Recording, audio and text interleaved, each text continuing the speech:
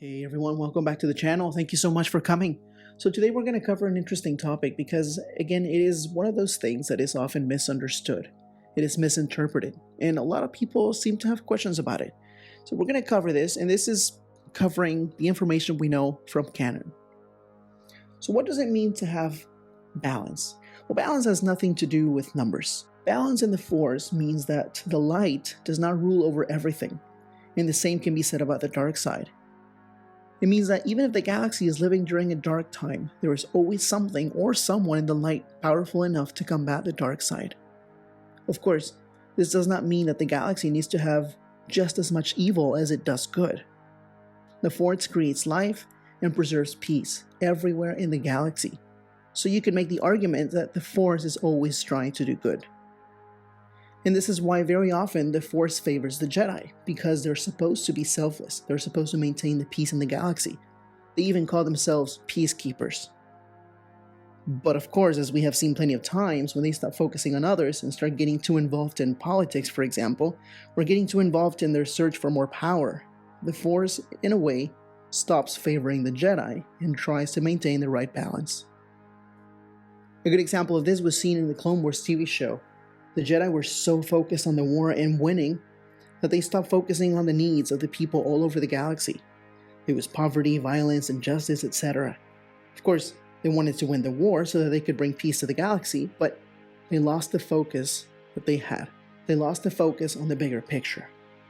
Now, having said that, just because there is balance in the universe, and just because it is said that someone would bring balance to the Force, does not automatically mean that when this happens, balance can never be lost again. We know that balance is constantly getting out of control. The dark side starts overpowering the light, and the light side starts overpowering the dark side. And this has happened in the Star Wars history for thousands and thousands of years. Now this is important because sometimes it seems like characters like Anakin Skywalker, who was prophesied to bring balance to the Force, ends up in the end bringing balance to the Force, but then later on we see that the dark is still in a way ruling the galaxy.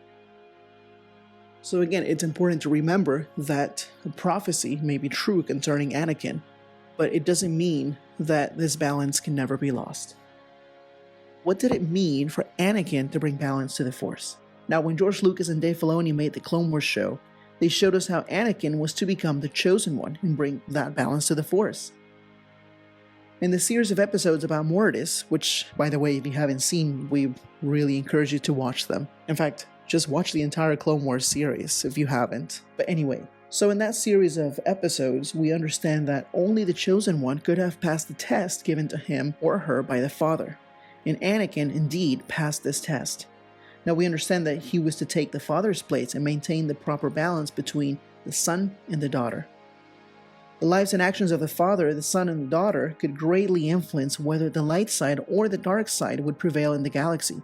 So the Chosen One's responsibilities would be to make sure to keep the proper balance in the Force.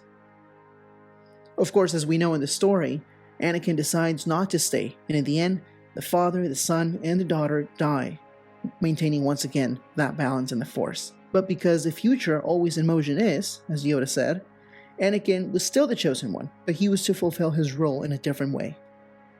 Now, of course, we know what happens in the end. Anakin destroys the Emperor and fulfilled the prophecy of bringing balance to the Force through his son Luke. That is because Luke was the one that was able to turn Vader back to the light side, turning him into Anakin Skywalker once again. So if Luke did not complete the task of facing Vader, then Leia would have been the next in line to fulfill that role. We see that later on, some decades later, the First Order took over, and then again, that balance was broken. Now, we're not here to discuss whether the sequels are good movies or not. We're not going to get into a debate of that kind right now. But the movies are there. They exist. And we know that when we watched those movies, there was no balance in the Force. It was out of balance. However, we know that Anakin did fulfill that prophecy. The Sith were no more. There had been balance in the Force. The Emperor had been destroyed.